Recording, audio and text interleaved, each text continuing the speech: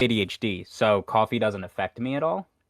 Like it's caffeine it has either depending on the day, it'll have either a neutral or actually like a negative effect on my like energy levels. Right. So most of the time when I drink it, I might as well be drinking water. I just drink it for the flavor. 90% of the time I'm either drinking water or orange juice. I don't drink alcohol. I don't drink coffee. I don't touch any of that just because I really don't like the taste. I cannot with the taste of coffee.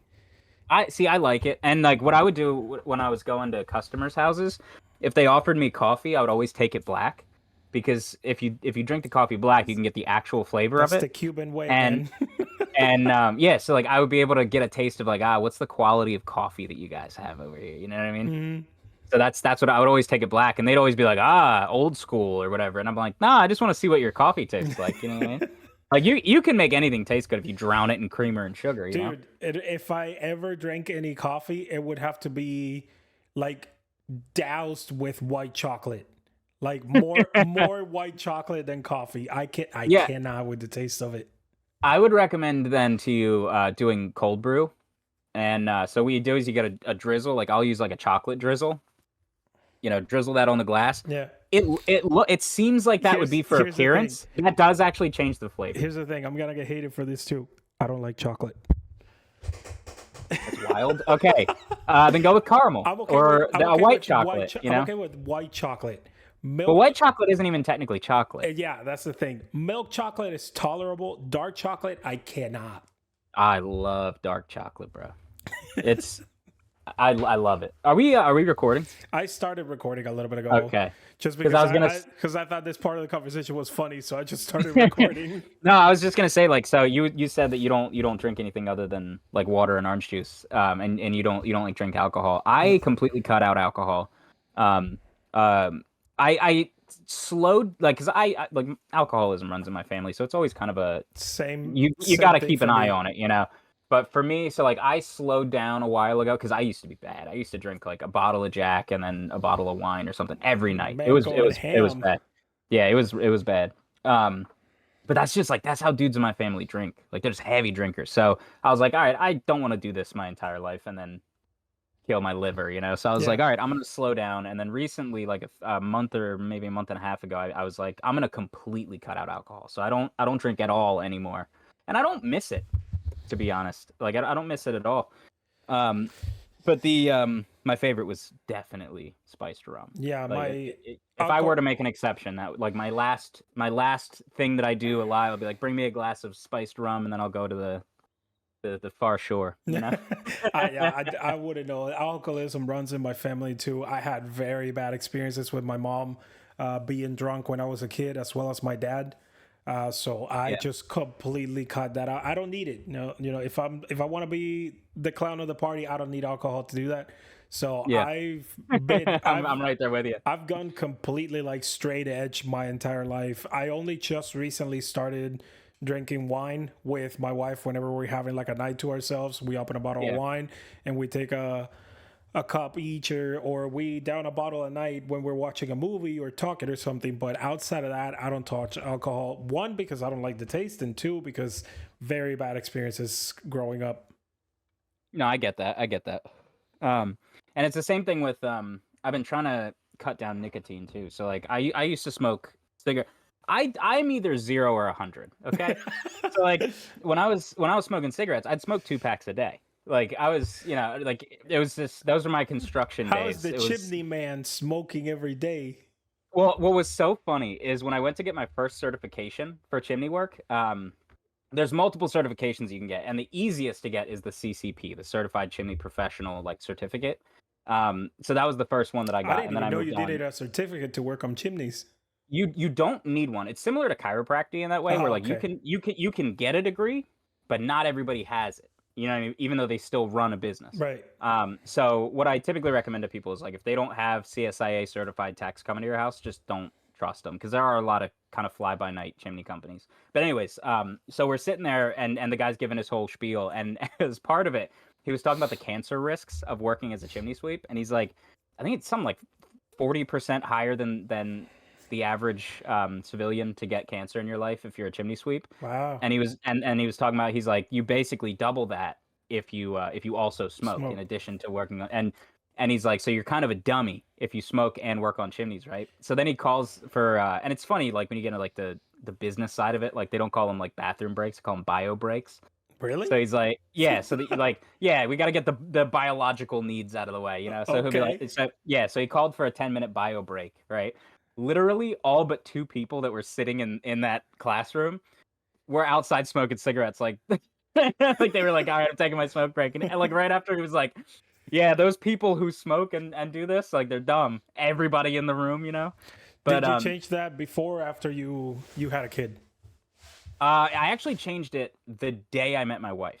So we My and people ask man all. knows priorities. Meets wife, cuts out all the bad stuff. So here's the thing, right? So people ask all the time how I met my wife. I met her on a dating app, and on her Seriously? profile, yeah, Did not think and that. they do work, yeah. Yeah, It turns people out, people always have this bad connotation to dating apps, like it's only for hooking up now and all that. And then you meet someone that actually has a wholesome relationship that started on a dating app. I know yeah, someone else. I can't remember his TikTok handle now because he's just recently changed it. The buff anime nerd used to be. He's a mutual of mine. He does Bleach content and all, and he also met his wife on a dating app. They're always talking about yeah. it. I'm like, there are people out there that do meet on dating apps. Yeah, I mean, like, I wouldn't recommend like Tinder to find your spouse, but like Never. Hinge and Bumble were the two that I was on. I met my wife on Hinge, and I like them because they're not like swiping apps. You have a profile that you can go into, and you like, especially on Hinge, like you start a conversation. So you'll have like your pictures, and then you'll have prompts where somebody can like you have like a question on your page, and the person can initiate the conversation by like it'll show kind of like in your notifications on TikTok, it'll show the picture that or the video that they commented on, Hmm. right? So it'll be like that. So it'll be like the prompt and then what their answer was, and that's how the conversation starts. So that's how it was. So This what is I not did, sponsored by dating apps. no. But what I did is I picked one of her pictures and it was one where her eyes were really prominent, and I messaged her and I said, "Your eyes are stunning," The and that was Riz Lord. that was what started it all. But so we met on there, and I saw that we scheduled our first date, right? And I saw on her profile it said no smoking. And I'm like, well, I'm not about to show up smelling like a pack of cigarettes, you know what I mean? So that morning, I went instead of buying my 2 packs of Marlboro Reds, I bought a vape from the gas station. I I thought was you were like, gonna this way I say get. about cologne. I was Yeah, I'm still gonna do it, but I'll do it on the down low. No, so I bought a vape instead of cigarettes, and dude, the transition between the two is crazy because vapes typically have a lot more like directly injected nicotine into your brain than Yeah. a cigarette. Like they're not filtered, and their nicotine content it's got to be higher. Like it hits you immediately, Yeah. especially when you're first switching. Like one of my buddies that I worked with, he's a chain smoker. Like he smoked as much as I did, and I let him take one hit off of like a weak vape, and he couldn't even inhale it. He was already choking. So you know, I so you do thought have to take it slow with them too. I thought when you said that you quit the day you met your wife, I was like, did you just cold turkey nicotine? Because that is gold if you No, did. and I've tried that multiple times. Now I've had a lifelong, like quite literally lifelong struggle with nicotine. I started smoking when I was 8. So we were when I was a kid, Eight what we would years do old? 8 years old, That's yeah. There insane. wasn't so there wasn't much to do in my hometown. So 4,000 people, none of them interesting. But God damn. There wasn't yeah, anything to do, so we just started smoking at the age of 8. yeah, it was video games, tabletop games, sports, lighting stuff on fire. Now, That was like what you could do. was it You know? inhaling type of smoking or was it look cool? Oh Just yeah, like, yeah. No, we were just like, this is what we do now. because We're see, I smokers, did that. you know? Like when I was 12, and I used to go because in Cuba there's not much to do, so I used to go clubbing when I was 12. My curfew was until midnight, so I would be back home. But either way, my friends and I, we would just get cigarettes from some adult, and then we'd just start smoking. Not a single one of us Yeah, could you would. inhale, so we just take a puff and until we just blow everything out to pretend Yeah. like we're smoking. Until we would see someone pulling it out of their nose and be like, "Whoa, how do Yeah, you I do remember, dude. that?" I had a life-changing for the worst situation when I was a kid because my cousin, all my family were like heavy smokers, heavy drinkers, and my cousin when I was a kid, she was like, "Want to see something cool?" And she took a hit off her cigarette and then like exhaled through her nose, and I was like, That's the realest thing I've ever seen in my life. Like, I was like, this is super cool, I man. had the exact same reaction the first time that I saw someone do hookah, and they were like doing the Oh dragon that yeah, like it comes out of the side of their mouth and the nose at the same time. And I was like, that is talent. You need to go on a reality TV show or something because that is yeah. insane. But I got invited to a hookah bar one time. This chick was trying to like take me there on a date. And I was like, I don't know, man. I smoked for a long time, but like I don't like the smell of cigarettes, and I don't mhm. like the smell of like burning tobacco. Like I'm not like a huge fan. Like it's like it's weird because like you don't mind it while you're smoking the cigarette, but then you're like, ah, my clothes stink. You know what I mean? I'm like, I don't want to go to a place that's like Hey, at least you the notice. A whole lot of room people that smells do like that. smoke never notice it. I mean, you got to notice something. The aftertaste that it leaves in your mouth is not exactly cherries. You know what I mean? Like, like you, and if your mouth tastes like that, like you know, there's a smell to it. So like, what I do, like I like, and people notice sometimes on the podcast, like I'll like hit my vape every once in a while. I'm trying to slow down on it. I probably like if I'm realistic with myself, I probably won't for a while, but You eventually hide pretty well, though. You hide it well. I'll well, you ever wonder about my mic placement? Sometimes I don't even notice that you do until I see the smoke coming out while you're talking. Sometimes what I'll do is like I just hit it then, and I'll just go and just blow it down, like so it just get like hide like goes off screen. The You know? mic is good because it hides it.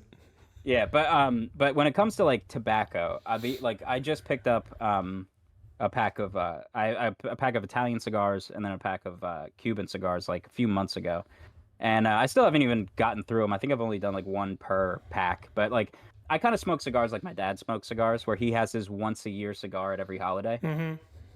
And what I mean by once a year cigar is like it's not. He calls it that, but it's a new cigar every time, you know? So that's kind of like how I do. I do enjoy a good cigar, and you don't inhale Yeah, cigars. that's the difference. You don't inhale a cigar. It's mostly for the taste, Yeah. but you don't really inhale those, which is something that a lot of people don't know. They think that you smoke a cigar the exact same thing that you do cigarettes, and it's Yeah. not. But what I do is I'll sit there and I'll have a cigar. I'll just be like kind of looking out at my yard. Or, like the other day, I was just shooting my slingshot, you know, just I saw babying that you on cigar, letting it lives last. doing You know? that. Yeah, Then you just I have to, like, did a quick morning live doing it. let me just practice my slingshot on live because I can. Why not? Yeah, I had nothing else to do at the time. But That's cool, man. yeah, I'll do that, and then I'll just immediately like just like 'cause if you come into our like side door in the house, it's like the basement door is right there. So I'll just like I'll come back into the house. I'll just take the clothes that I was wearing off, throw them down there, and then hop right in the shower because I know I stink after smoking Yeah. one of them. No, but that slingshot thing brings back memories because in Cuba we don't have we're like 10 years behind in Cuba. And when I was growing up, we instead of slingshots, what we would do is we would create this like a crossbow, and we would use this rubber piece on the front and like stick it all the way to the back as if it was like a medieval crossbow. But what we would Yeah. shoot each other with would be caps from bottles.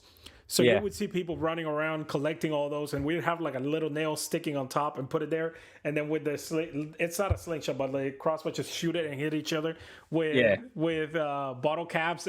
Oh man, that brought back a lot of memories. You know, so my brother and his friends used to like so when I was a kid I was really into airsoft. So we'd run around and be shooting each other with plastic BBs. But my brother when he was a kid, they used regular BB guns with metal BBs.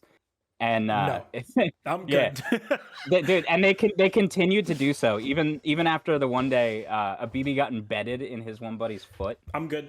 And they would just like continue to do it, and he's like, "Hey, it was the '80s, bro. Like it was a different time, you know." Call of Duty, Call of Duty is good enough for me. There, no. Yeah, but our like weird thing that we did like that was I don't know if you remember the Works, like that cleaning product. It was called the Works. Nowadays it's called the Green Works Nah. because they changed up the formula. But prior to them changing the formula, it would react with tin foil, or aluminum foil. So you would take the aluminum foil, crush it up, put it into a water bottle, and then you would pour this stuff in there and seal it. And it was very similar to like a Coke and Mentos type of thing, where it would have a reaction, it would build up a bunch of gas, and then eventually the bottle would pop and it would spray this like green liquid everywhere. Right. So we called them Works grenades, and we would make them and just like we would take them to like a gravel lot that's at the edge of our town, and we'd just mix them, shake them up, throw them, and then just sit there and wait for them to pop. And like that was like one of the things that we did. The other thing that we did was we would take like little minifigs, like Lego minifigs or action figures, and just like strap firecrackers to them. And watch them blow up. Like, I'm serious when I say there was not a lot to do in my Dude, hometown, if I man. would have had firecrackers, we would have done the same thing now. What we would do is we would either do the whole shoot each other with medieval bottle cap crossbows, or we would and this is horrible, don't ever do this, kids. We would grab eggs and we would just shake them for like 2 hours Scramble them. and then just throw them at people's houses that were mean, like Oh my like goodness. the mean old lady or the mean old man of the neighborhood. Yeah. The eggs stink so bad after you scramble them for so long. It was Yeah. horrible, man. Do people still do that? Do people still like TP in egg houses? I don't think TPN is a thing anymore because toilet paper is way too expensive, and eggs too. I Yeah, don't even that single ply. even those that unless they take them from like a high school or something and then they use it to TP. But I don't think people TP anymore. People don't even go Outside? trick or treating anymore or outside, dude. It's Well, sad. I heard that, so there was like a bunch of people were complaining about that this year, the trick or treating thing, and I've heard it's a combination. I've heard a combination of things. So like, first of all, the trunk or treat that Yeah. people do now, people are doing that instead of trick or treating. Yeah. So they're just like taking their kid to like a church parking lot for like 30 minutes, and that's their whole Halloween night. Yeah, and they're basically getting so much candy there. They don't want the kids to go trick or treating anymore. Yeah, and the other thing that I heard was like two sides of like the same coin, where it was like some people were like, well, nobody does trick or treating anymore. Like nobody sets candy out or nobody like has their lights on. So I don't take my kids out. I take them to like these other these richer neighborhoods that the ones that all decorate and everything. Right. So they're like, we take our kids there. And then you had the people that don't keep candy out, and they're like, well, yeah, because no kids come by. Yeah. So it's like if it's like they're just like missing each other by that much, you know. But there's been like a thing in the last few years the last like 10 years really, where people are like, dude, holidays don't really feel like holidays anymore. Like people are like, No. when's the last time Christmas felt like Christmas morning? You know, like and I think a don't lot know of for you, but my kids make Christmas morning feel intense every year. well, yeah, I mean, I'm looking forward to that because I wanna preserve that for my son. I think a big part of it is like our generation being hit with like we're the adults now in the Yeah. holiday. So we have to make the Christmas magic and we have to make Halloween special and we have to do that. And like so we're still so used to just like decorate and then the feeling comes in the morning, right? Mhm. But that's not how it works. Like you got to cultivate that. So my wife and I are like really serious about that. And like money's super tight right now. So what I've been doing is like slowly over time picking up, especially gifts on like clearance for my son and just stashing them away. That way, like regardless of what happens, I can still have like gifts for him to open. My wife does that. It's very unfortunate because at the beginning of the year, like since January, she has a little notepad with gifts that every time I say, "Oh, that looks cool," she writes it down. So then when November comes around, she has a whole like 3-page long list of gifts. And I have 2 things that I thought she said she liked, but I'm not sure yet. So I don't know if I should buy it or not. And then I realized that she already bought it like 3 months ago, but I never noticed. It's horrible. Yeah.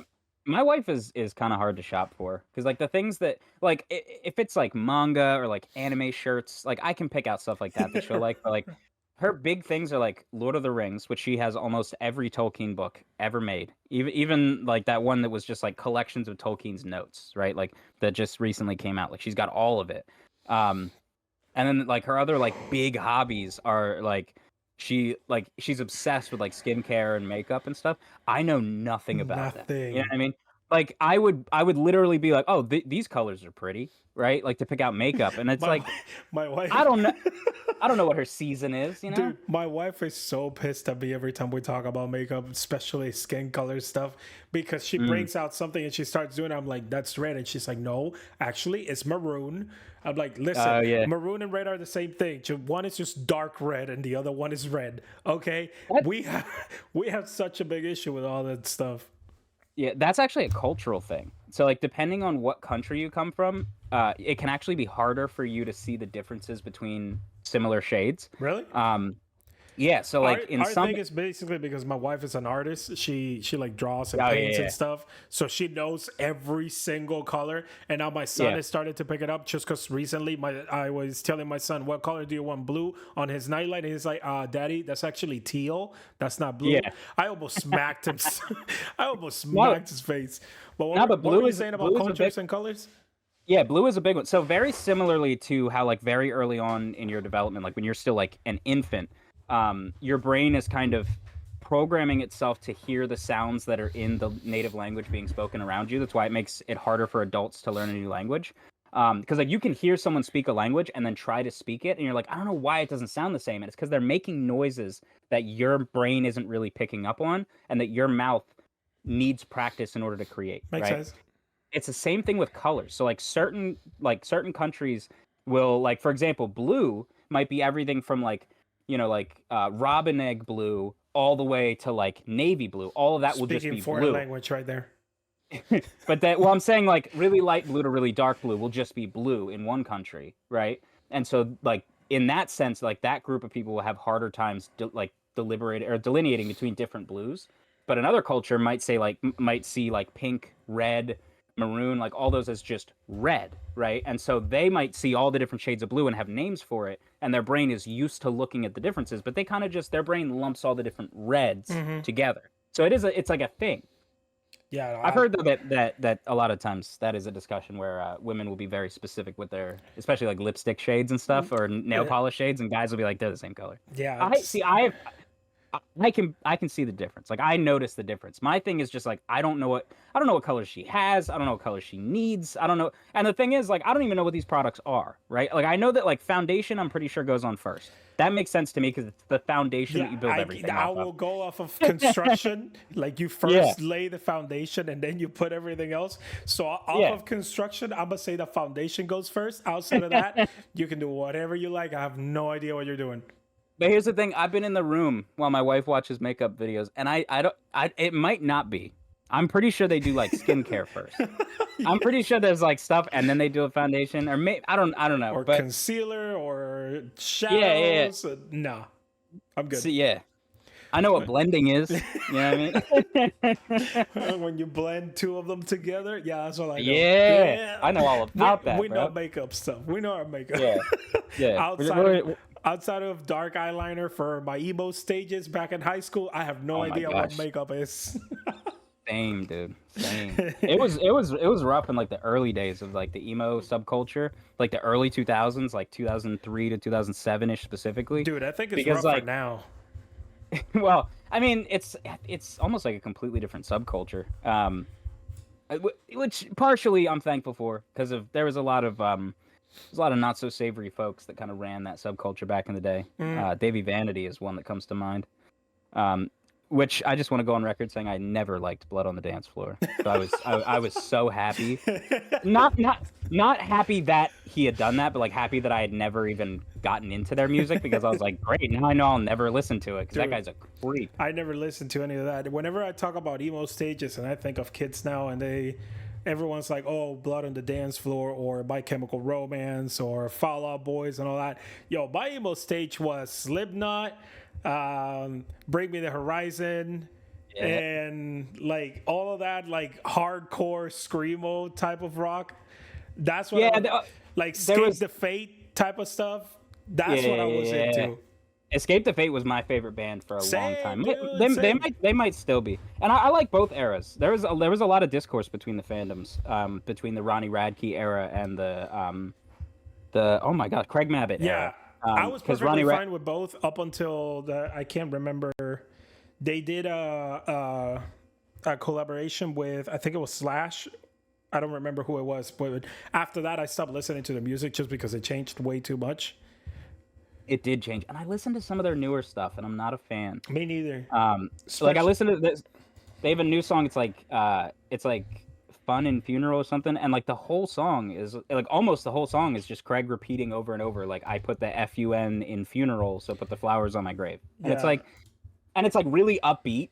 It's almost like it's almost like watered down like speed metal, it's that really like bum bum bum bum bum bum bum bum, but it's like not as intense. The OG days of Bring Me the Horizon, like when they were like hardcore screamo, Chelsea Smile. I haven't listened to their new stuff. Chelsea Smile type of stuff. Their new stuff, like everyone is calling it, like they went emo because now it's all about feeling their hearts and being heartbroken and stuff. And back in the day, they were all like hardcore. You couldn't even understand what they were saying. You had to look up the lyrics of the song. See, I've always been really good at picking up on dialects and like different accents and stuff. So like if I'm like I grew up in a really diverse environment, so like that just kind of came naturally. You just kind of pick up on it. So like I have yet to meet an accent that I don't understand outside of some Scottish accents. Some Scottish accents are like legitimately like it's like they're chewing on the English language. Like it doesn't sound like words to me. But the yeah, it was the same thing with like the screaming in the songs, right? Like the low growls and the high growls and stuff just became like an accent. So I could hear the words. But once you get to I something like couldn't. once you get to like black metal or death metal and stuff like that's where I'm just like, nah, this dude's just yeah. I'm like that's not English, bro. But with the emo subculture, it's funny because like it was always like, oh, emo is short for emotional, Like Black Panther and Metallica. But yeah, with that, it's like the subgenres of emo music are almost like specific to the emotion, right? It's like Midwest emo was like longing and things like that, and then Yeah. like the like Escape the Fate, Bring Me the Horizon stuff is more like rage and suffering, and then you get to like Never Shout Never, that was kind of like that whimsical, kind of hopeful, Marilyn Manson, crazy shit. I was never a fan of him, man. Seriously, He was. I never liked him. I like some of his songs. I mean, mind you, I grew up Christian, and the Oh, idea yeah, you of would listening never. to a guy that called himself Antichrist Superstar, Fair enough. Fair. I was like, I'm good on that one. You guys can listen to him. No, man. I had some songs from Marilyn Manson that I used to like, but it wasn't like every single song I was raging to. I'm not gonna lie, I did listen to Beautiful People. Oh, the beautiful people. Yeah. The beautiful people. Beautiful People. Yeah, I did listen to that one. But he's kind of a whack job too. Like he's kind of like legit crazy, bro. Kind of. Who was he dating that one time and he broke up with her and left like 200 voicemails in like an hour? Dude, like went crazy on it. Again, when all of this was happening, I was in Cuba, so I was behind on the news. But we were hearing about like concerts where he was like having every single concert goer spit on a bowl and then he drank it in the middle of the concert or something like that. And yeah, that was the stuff that I was hearing about. I don't know who he was dating, but I was hearing all the other crazy stuff that he was doing. No, I never heard that. That's wild. Avenged Sevenfold was another one that I really missed. Yeah, like that's right, dude. There are some bands that I like forget that I listen to a ton. Avenged Sevenfold is one of them. I had forgotten about it until I just went on my Spotify rock band list, and I was like, "Oh shit, Avenged Sevenfold." That was one of the big ones. Yeah, like, System of a Down was huge for me. Linkin Park, Rib, Chester Bennington. Oh yeah. Do you remember Bass Hunter? Were you into that part of the emo subculture? I don't think. No. So I think he's somewhere in like Northern Europe. Based on his accent, I think he's like Scandinavian. So like some of his songs were in English, some of them weren't. But he had one song that like everybody listened to it. It was Dota, and it was about the game like Defenders of the Ancients. Oh. So like in the music video, like his mom comes into his room, and it's like a dark room with just like gaming PCs set up. But of course, it's like a really old video, so the gaming PCs look like office computers, But it's just him and his boys playing Dota with like supermodels like sitting around hanging with them in the room while they play this like super nerdy video game. Right. And the whole song is just him talking about how he plays Dota, right? And then they'll have like literal like voice lines from the game in the song. Like it had to be like for a commercial or something, like a sponsored song, but it was so funny. I'm surprised no one has done one of those for League of Legends since it's the counterpart of Dota. I'm sure somebody has. Probably. We just haven't heard it. But another one that people forget all the time. Oh, it was it's Tokyo something. Hold on, let me look it up. The German band. Yeah. Those brothers were one of their songs is called Monsoon. Yes, that's the exact song I was thinking of. Riding through the monsoon. Yeah, dude. Tokyo Hotel. Tokyo Hotel. Yo, I was huge on those guys. The brothers, the brother is the the drummer emo and brother the lead singer. And the Rasta brother. Yeah, the Rasta brother was the drummer. He was locked up. And dude's hair, I have no idea how bro would make his hair like that. He legit looked he had a lion's mane. A lot of hairspray. A lot of it. I miss Tokyo Hotel. I listened even to the German songs, even though I had no idea what the hell they were saying. Rammstein. Now that we're talking about Germans, that's another one, yeah. Go ahead. You listened to Rammstein yet? I've listened to them. They weren't like one of my primary bands, but I've definitely listened to them. Oh, dude, especially when the Vin Diesel Triple X movie came out. And, yo, I was heavy on Rammstein when that came out. fire, fire. Fire. And they had that do us. Yes, dude, they had the best songs. I miss those times. Dude, mind you, my mom like did not understand. You know, she didn't understand at all, you know, when I was in my emo phase. And like she understood even less because like she'd be like hearing music coming from my room and it would be something like that, followed by like Never Shout Never, followed by Escape the Fate, followed by something else, like followed by Dota, which is like it was like an electronic Brother was song. going through so many emotions. He was Dude, confusing his mom. no, I have always been that way though, where like when I was in my my work truck and I'd have somebody with me, they'd be like, "Bro, this guy does not have a single vibe. Just pick like one genre, it's man. all of them." They'd be like, "Dude, what is this?" Because I'd put on like hip hop, and then it'd be like emo music, and then it'd be like heavy metal, and then R&B, a little bit of reggae, some folk music, and it's just like back to back to back with like at no point were there two songs in a row of the same genre. And he's like, "Dude, can you?" He's like, every 20 minutes you put on a song I could rock with. Like, what is this, man? I can't do that. Like, I have everything separated by playlist. Like, if I'm feeling Hispanic, then I go back to my people's music. And then if I'm like pissed off, I go to my screamo type, like Bring Me the Horizon, Ramstein type of stuff. And then if I'm like feeling good and I just want to relax, then I put like guitar solos, like Freebird and then stuff like that. Yeah. And then if I like want to party, then I put my EDM stuff because I used to go to EDM concerts all the time. Like, I gotta separate it by how I'm feeling the day. And then my wife even does the same thing. We're like, whenever I put a song, she's like, "Are you feeling Hispanic today?" Because I put like three Spanish songs back to back, but I cannot just mix and match everything. It confuses me, man. See, the thing is, like, I grew up on a variety of music, and I found like so. My mom raised me on old school country and classic rock, and my dad raised me on hip hop and reggae. So that and OG then Taylor Swift. I ended up a metalhead. No, I mean like old, like outlaw country was what my mom listened to. Yeah, that like, you know, basically the country version of F the Police. You know what I mean? Yes. Where they were just like, "Nah, bro, we don't, you know, we follow God's laws. You can't write anything down to tell me what to do." You know, that was the kind of music my mom listened to. Right. But so somehow with that combination, I ended up a metalhead. You know what I mean? Yeah. But and it makes like, sense. And so like on my dad's side of the family is very uppity white people, like very rich, you know. My mom's side of the family, there's like two halves, right? You have the kind of literal like outlaws, like bikers and you know, people like that, and then you have just like good old fashioned, like give you the shirt off their back rednecks. How did just that mix people, together?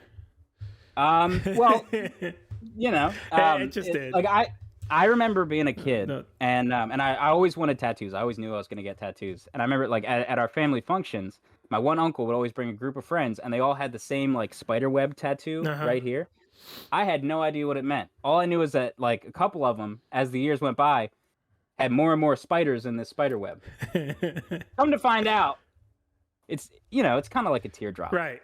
Basically, and I'm just like, who are these dudes? Because it wasn't even family. It was like my uncle was with them, but they were not related to us. You know what I mean? Right. And it was just bikers that he was with. You know what I mean? It was like he was with their crew. Yeah. And but so I didn't know any of that. I thought like I always associate with like my dad's side is rich white people. My stepmom brought like all the culture in, and then my mom is like the redneck side, right? And and I was like, oh, apparently there was a lot of like, you know, illicit activity going on here. Dude, these are exactly the best people. My dad used to be a cop in Cuba, so like, and this is like cop back in the like 80s, 90s. So yeah. I grew up with a paranoid father that like everything had to be by the book and everything had to be straight. But the thing was that my dad was here in the United States while I was growing up in Cuba. So he would have his old like cop buddies tail me and like tell him everything that I was doing every day, especially when I was during my emo stage. Because to my dad, emo meant it meant like anarchy. And then, so my dad was some of that. So there was a little. My dad will call me in the middle of the night and be like, "Why were you at this park? I saw someone spitting on one of the monuments." I'm like, "Yo, chill. We were just listening to music, man. Relax." And then whenever whenever I wanted to get a tattoo, my dad was like, the only prison gangs are the ones that get tattoos. I'm like, listen, Man, Cuba is behind, huh? we're in the 2010s right now. Like, you need to Yeah. relax. This is just, it looks cool. People like to do it because of that. Like no, only prison gangs people are the ones that get tattoos. You're never getting one. And then I That get was one a like, thing, oh, though. that looks cool. And then my sister wants to get one, and my brother already got one. So now everyone is getting tattoos, and my dad is finally starting to accept it. But he Yeah. just grew up with that like cop mentality from the 80s and 90s that Oh yeah, only yeah. you get a tattoo if you're going to prison or you came from prison. Yeah, see, that I saw a meme about that too, and it was like tattoos used to mean that you were like a biker or a sailor, you know, and they were like now tattoos mean that you probably have like a pretty good souffle that you make, you know, and you can't wait to tell me the recipe, you know, and they had a picture of some dude with like the whisk tattooed on his You arm, have you a know, pretty good souffle that you dude, like everybody's inked nowadays. True, everyone is But inked. yeah, my mom had a similar aversion to tattoos, and she set down a rule where she was like, "Listen, if you want to get a tattoo, you can no longer live in my house. You can't live under my roof if you have a tattoo, Damn. right?" Yeah. So my brother got a tattoo first because he's older than me by 15 Because years. why not? Let's Um, just, mom says you well, can't do something, gotta do it. yeah, I mean, so my brother and I both moved out at 17. Like he went to join the Air Force, and I just went into the workforce.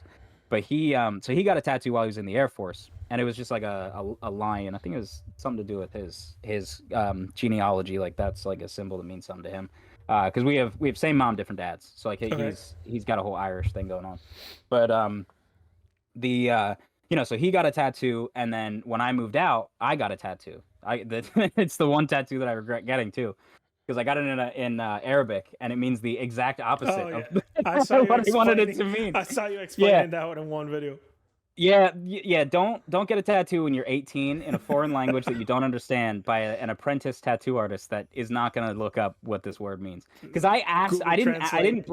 I didn't even bring the design in. I said like I was like, this is such a cool looking language. I want it on me, and I want it to say believer, right? And he goes, all right. And he looked up, I guess, believer, and unbeliever came up, and he tattooed that on my arm. And I didn't find out until like 6 years later because I had a I had a Muslim customer, and they were like, "Do you know what that tattoo means?" And I was like, "No." I was like, "Yeah, it means believer." And they're like, "It actually does not." No. They got a good laugh out of it, and You I was got like, bamboozled, bro. "Yeah, yeah." But no. So I got a tattoo, and then I proceeded to get more. And now my sister has like she's got like 4 or 5 at least. And so now all of my mom's kids, they moved out and got tattoos. And my mom came to stay with us for a couple years. And I told her, I was like, listen, if you're going to live under my roof, you're going to need to get a tattoo. No. You turned that around on her. Yeah, I was like, hey, my house, my rules, My man. house, my And rules now. she goes, No. all right, I'll get a temporary tattoo. No. Like one of the water ones where you like run it under the sink. I was like, all right, that's My good enough. my sister's insane, man. Her first tattoo, she wants to get a fairy covering her entire rib cage. That's crazy.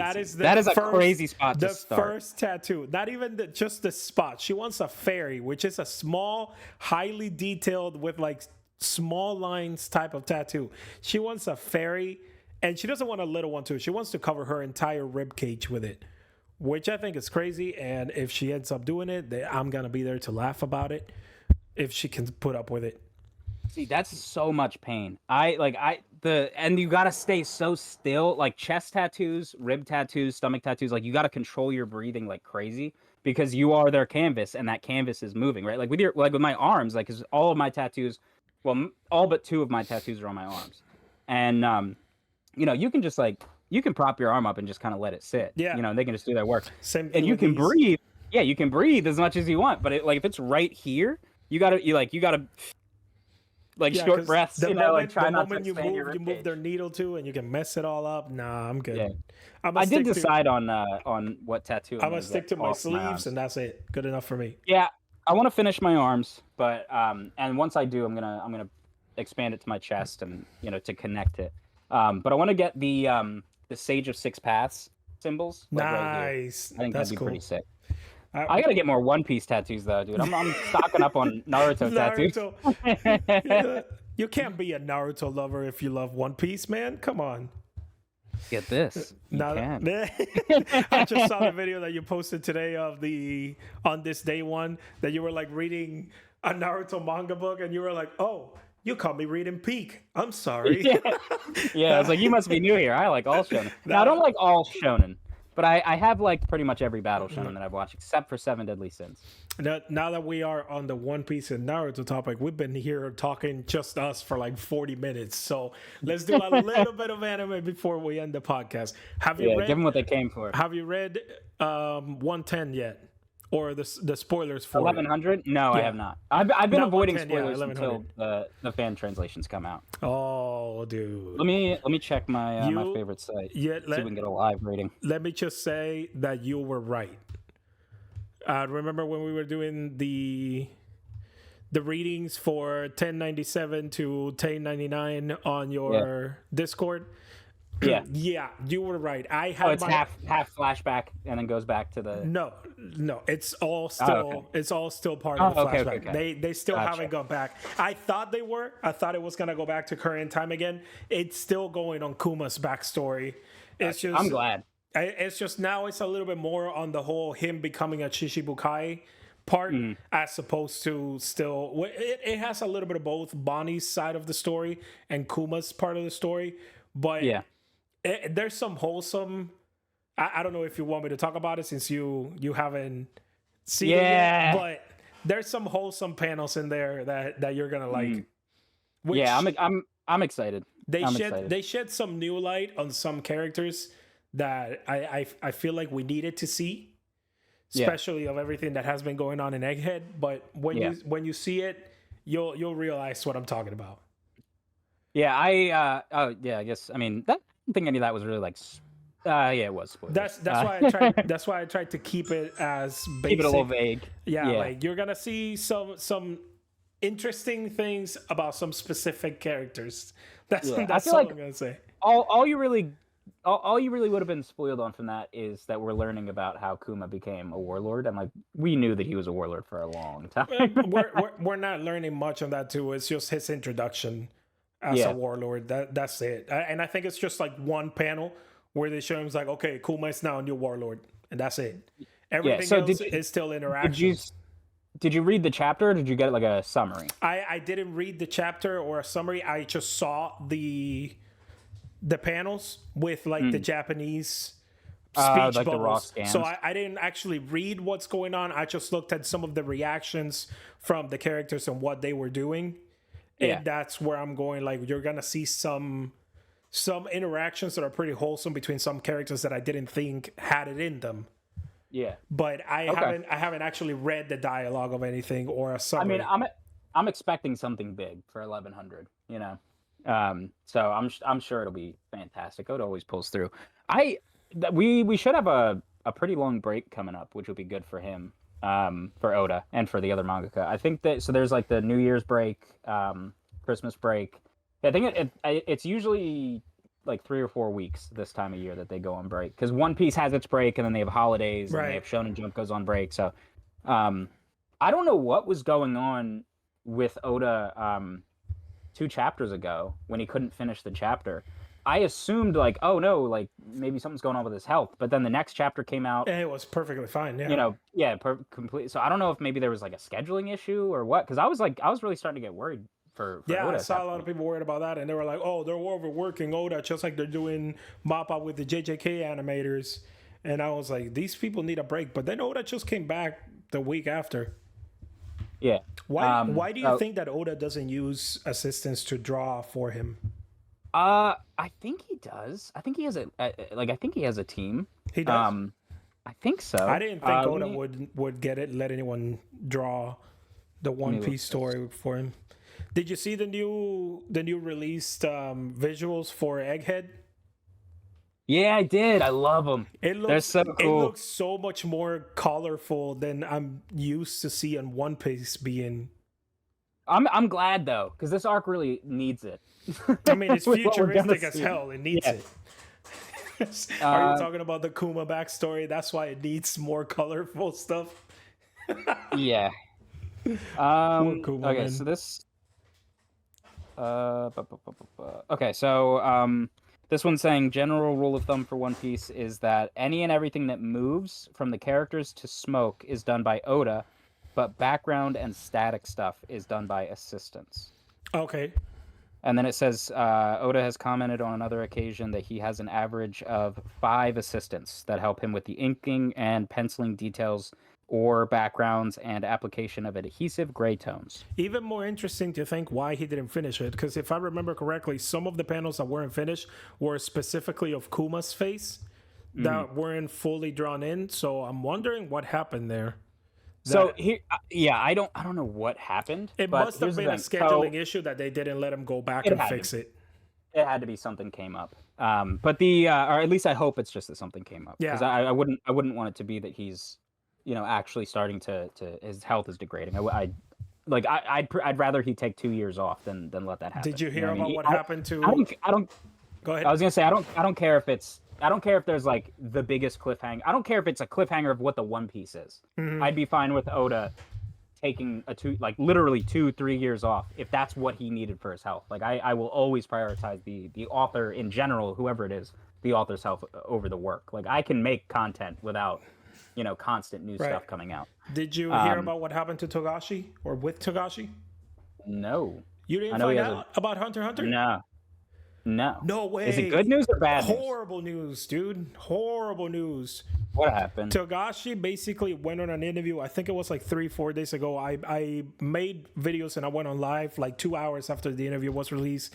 But basically, Togashi is so worried about his own health that he basically spoiled the ending of Hunter x Hunter in case that he is not able to draw it himself. I did hear about that. So if I'm thinking of the same thing, didn't he say he had like multiple endings? He So this is like a basically so just he in case this is one of the endings. So he has 4 endings prepared. He released ending D, which is the one that is going to be released in case that he passes away before the ending of Hunter x Hunter. So we know what the ending is going to be basically, but he also has endings A through C that he plans on doing himself depending on the satisfaction of the fan base. Yeah. So if the fan base is like a 50% satisfaction, 50 dissatisfaction, he's going to release ending A. If there's like a 90% dissatisfaction with the story, he's going to release ending C, which is his favorite. So I'm hoping that that's the one he released, because I'm wondering what ending he created that 90% of the fan base is going to be dissatisfied with it. But it's just so unfortunate to find out that he had to basically spoil the ending of the story or a possible ending of it because he doesn't feel like he is going to be able to do it himself. Here's the thing. I fully understand that he sees this story as his baby. He already had to rush the ending of Yu Yu Hakusho, when he started Hunter x Hunter. So, it's obviously not something that he is willing to pass off to somebody else. There's pride involved. There's this is his baby. But I just wish that he would either just do a light novel for the rest, just type it out. That's what I was hoping, that he can do a light novel for it. Yeah, or it's got enough text already from what I hear. Dude, have you read the new continent, the Dark Continent arc? No, I've seen screenshots of the manga and it looked like a magazine. It is like where you have words with some pictures. There is so much explanation. There's so much crazy stuff going on that it's 100% a magazine. Yeah, well, the thing for me is I'm sure if I had a limitless amount of time, I didn't have to worry about anything else. I didn't have to make content, anything like that. I would read that manga. But as of right now, with all the things that I want to get through, with with responsibilities, I can't sit down and it's a long read all that. You want to know when I read it? When my family and I went on vacation on a cruise, and there was nothing for me to do, so I was just sitting in the room while my kids were watching a little bit of TV, because we went with kids that was like 2 years old and 5 years old. There's only so much they can do. There's only so many hours that they can be at the kids club, and if they don't want to be at the kids club, then you're gonna have some downtime. So we were just sitting there. They were watching the Secret World Gumball on TV. Oh, yeah. While my wife is just laying next to me. So I'm like, you know what? I'm just gonna read Hunter x Hunter, because why not? Yeah. I wish there was more, because that arc is super interesting. But it's just so unfortunate that it's gotten to that point that his chronic pain is not letting him draw any of the story. Yeah. Are you Like watching or reading anything else besides Hunter x Hunter? Not Hunter x Hunter, like any other stuff that is coming out now? yeah, let me check my anime list because I always forget something. You better Like have right now Frieren in there. oh yeah, I'm definitely watching Frieren. So yeah, right now I am watching Black Rock Shooter, Dawnfall, To Your Eternity, Hellsing Ultimate. I still gotta finish season 2 of Frieren. Um, Season I'm 2 watching. Yeah, of you didn't know Hellsing? those? No, of Frieren. Frieren just came out. There's no No, season. not Frieren. Sorry, Bofuri. Oh, I okay. was looking at Frieren when I said Bofuri. I was, When I was looking at Bofuri and I said Frieren. yeah. But yeah, Apothecary Diaries, Overlord season 2, Shangri-La Frontier, Gundam Yes. Wing, Tonikawa season 2, Undead Unluck. and Zom 100 and Undead Unluck. I'm watching all those. As far as what I'm reading, obviously I'm current in One Piece, current in Boruto, and I did my review of Chapter 4 of Two Blue Vortex. Yeah. I'm also reading. I got Didark and Dandadan, Dorohedoro, and see. I'm reading the Kamen Rider Kuga manga. I'm catching up in Mashal and Undead Unluck in the manga. I recently caught up to Kaiju number 8 in the physical releases. I've also been reading Anime the coming Pokemon out in manga. a few months. That's gonna be fire. Oh yeah, dude. But Sakamoto Days, I'm current in the physical releases. So yeah, I've been reading and watching a lot. I'm always reading and watching it. And then on top of that, I've been getting into Kamen Rider. You got So content for days. in the last like week and a half, I watched 49 episodes of Kamen Rider Geats. I finished the whole series. Jesus. Yeah, and I'm currently. So what I've been doing is like once my son goes to bed, I just kind of set up on the couch. I've been using that portable monitor that I got, and I'll just plug my phone into that, and I'll watch it on that screen, just kind of chilling on the couch.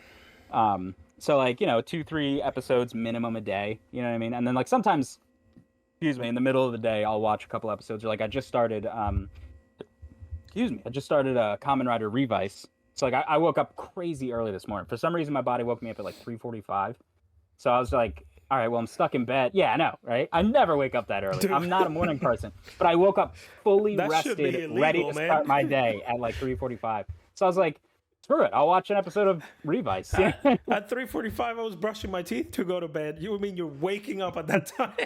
Yeah, I mean, my sleep schedule is so out of whack. Like, so I was never a morning person. And then I started working blue collar work, which like blue collar work is not 9 to 5, it's 7 to 3. And so I would always be up at like 5:30. And then like as I got more comfortable at my job and I was more willing to risk it, I'd get up at like 6, even though I had to be out of the house and on the road at 6:20. Yeah. I would fully wake up like probably 3 turns into my drive. Like I'd be like, come on, we got this, we Yeah. got this, we got this. And the first couple turns of my drive are like very slow back roads, Yeah. like not a big deal. But like so by the time I was pulling off on the highway, I was like, all right, I'm ready to hit it, like ready to attack the day. That's when you jam that Bring Me the Horizon to wake you up. Dude, sometimes. Or I would a lot of the times what I would do is like once I was awake, I'd put on Tekking and I would just let him play. Nice.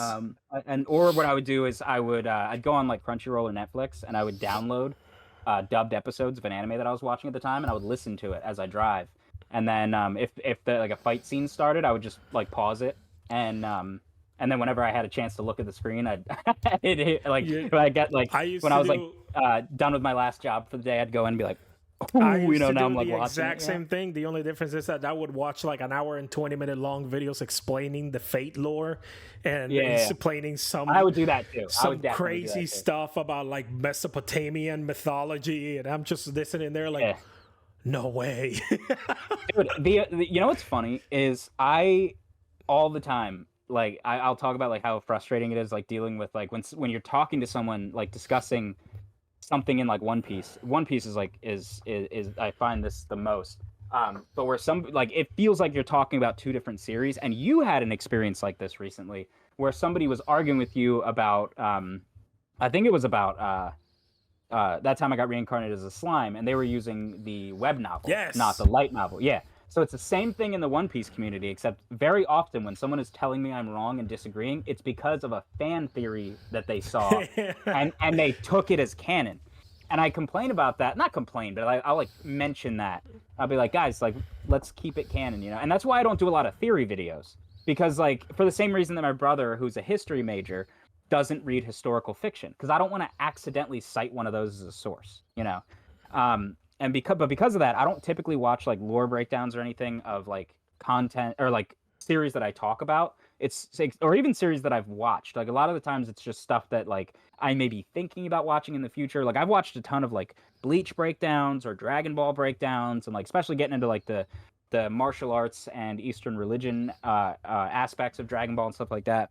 But for One Piece, I just can't, because now I got to individually vet each piece of information from this, Right. you know, before I can actually utilize that information.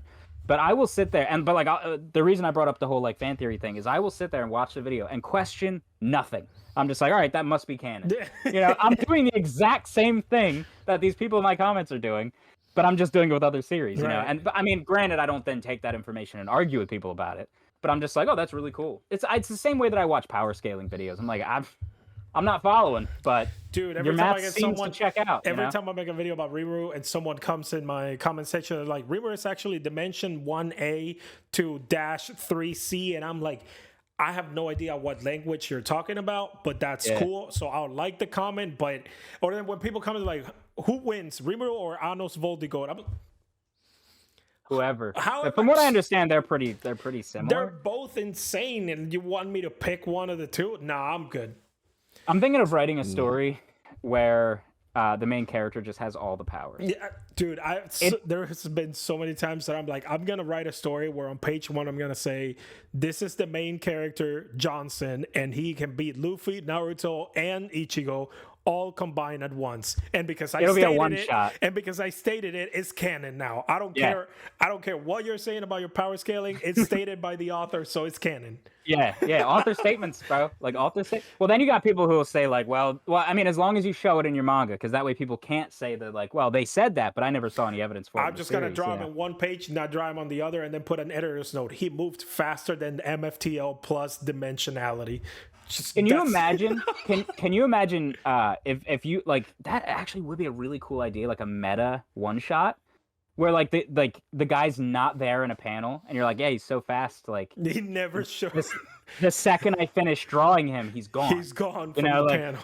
That would actually. I feel like you could actually have a creative story that way, where you're just like, you know. The character, because he's so powerful, he's able to mess with the author, and like that could be like the whole concept of it. That's kind of similar to PTSD Radio, where it by the end of the story, you know, the author is himself like interjecting and being like, hey, gotta stop the story here for a second to talk about this, and it's depending on how legitimate you want to take the story, like you want to take him at face value or not, because he says like this got too real, like I had to stop writing this, like all this stuff, you know. Mm-hmm. So you know, you could say that like, oh well, this guy actually started experiencing creepy stuff, or you could say that is one of the best ways to write a meta manga. You know what I mean? Because it's like, oh, is this real? You know. And that was how it was recommended to me, is it was described as creeping horror that'll have you looking over your shoulder. Highly recommend PTSD Radio. But yeah, you could definitely do something like that with a really like with an overpowered character where you're like, not only is he stronger than every other character, but he's so strong as the author, I can't contain him to a panel. True. That'd be sick. That'd dude. be cool.